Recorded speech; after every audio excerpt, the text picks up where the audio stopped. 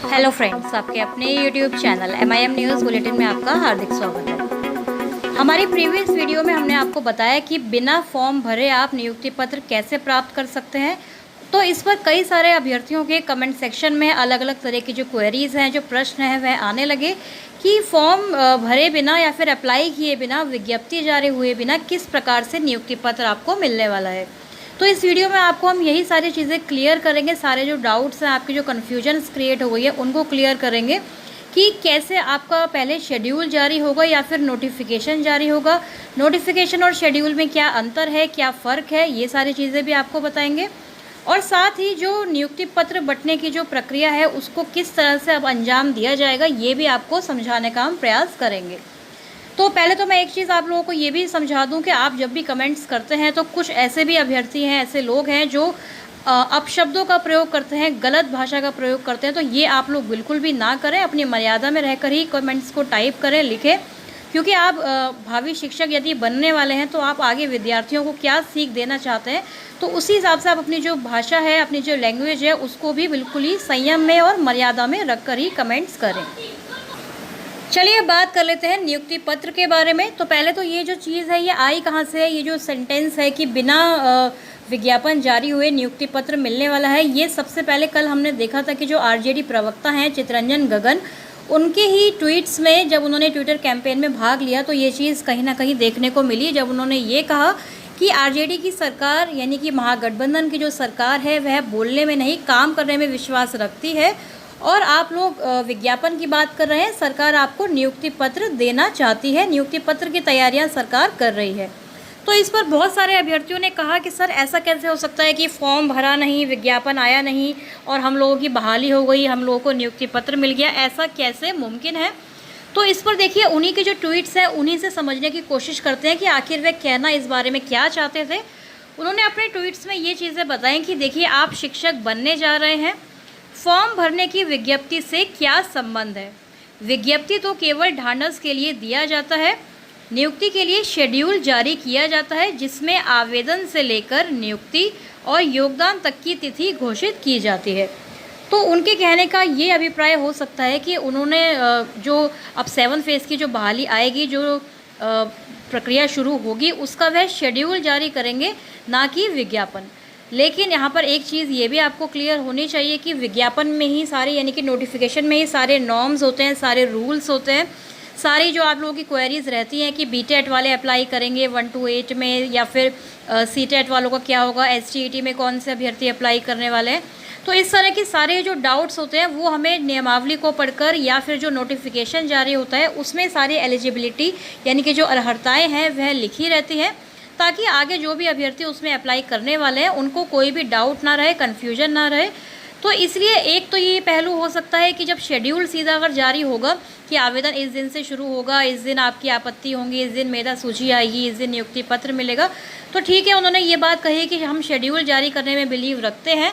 और हो सकता है कि आगे बिहार सरकार का ये प्लान भी हो कि जल्द से जल्द ये लोग शिक्षक दिवस के दिन ही शेड्यूल जारी कर दें, उसकी घोषणा कर दें। हो सकता है कि उनका आगे ये भी जो है प्लान रहा हो। तो बार बार चितरंजन गगन अपने ट्वीट्स में यही चीज़ क्लियर करते हुए नज़र आए कि नोटिफिकेशन नहीं, शेड्यूल जारी करने की बात चल रही है। तो आपको नियुक्ति पत्र देने की तैयारी चल रही है, थोड़ा सा धैर्य रखिए। उन्होंने ये सारी चीज़ें बार बार कही।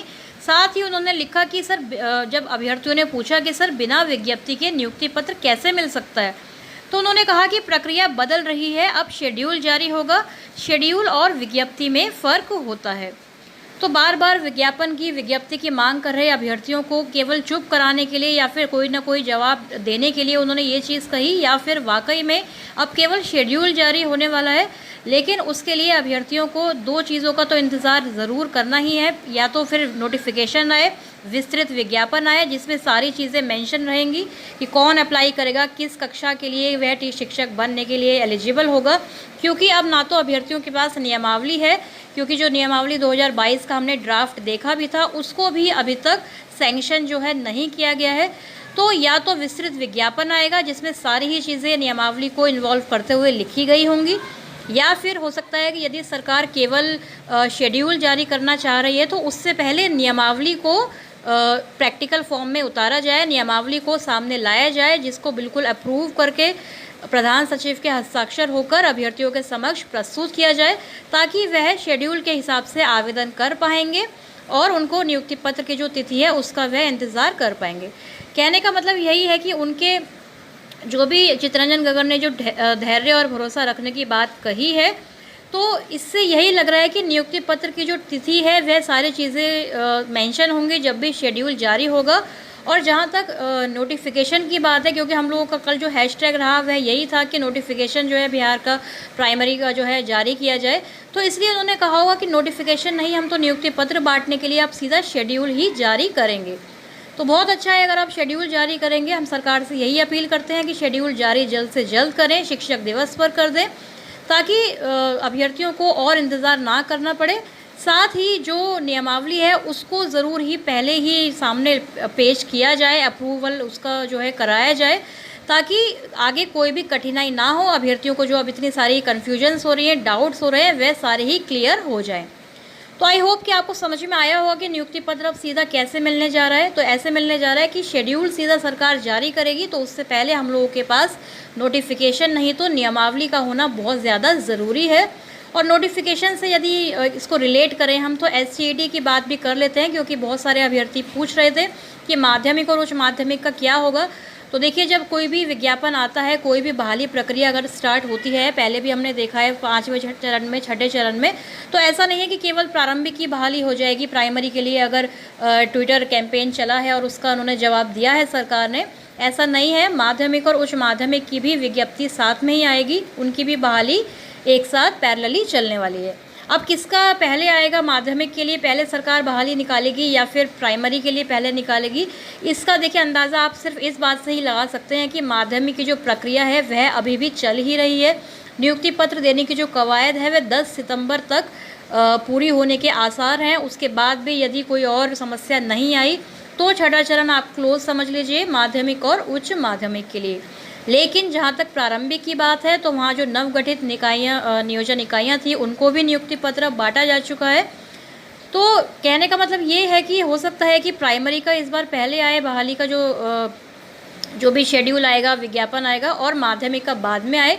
लेकिन हमारी तो बार बार यही दरख्वास्त रहेगी सरकार से कि माध्यमिक का यदि विज्ञापन पहले आ जाता है तो उसमें जो SCET अभ्यर्थी हैं वह फिर प्राइमरी में अप्लाई नहीं करेंगे, वह अपने माध्यमिक और उच्च माध्यमिक में ही करेंगे। इससे प्राइमरी की बहाली जो है ज़्यादा संख्या में हो पाएगी। तो आई होप कि आपको पूरा जो डाउट्स हैं, जो कन्फ्यूजन्स हैं, वह क्लियर हुई होंगी। मैंने काफ़ी समझाने का प्रयास किया है। और कई अभ्यर्थी यह भी कहते हैं कि आप कंफर्म बताइए बहाली कब होगी, कब शेड्यूल आएगा। तो देखिए, कंफर्म कोई भी नहीं बता सकता, स्वयं शिक्षा मंत्री हो या मुख्यमंत्री हो, उनके मुंह से भी हमने कई बार जनवरी फरवरी सुनते सुनते अब सितंबर आने वाला है। तो कंफर्म जब वो नहीं बता पाए तो फिर हम लोग कैसे बता सकते हैं। इसलिए कुछ भी कंफर्म नहीं है, लेकिन जो भी सामने चीज़ें आती हैं उनके अकॉर्डिंग हम आपको लगातार अपडेट्स देते रहते हैं। तो आगे भी कोई अपडेट आएगी 7वें चरण की तो आपके साथ शेयर करेंगे अपने चैनल MIM न्यूज़ बुलेटिन पर। तब तक चैनल को सब्सक्राइब ज़रूर कर लें यदि नहीं किया है तो। इस वीडियो में फ़िलहाल इतना ही। Thank you for watching.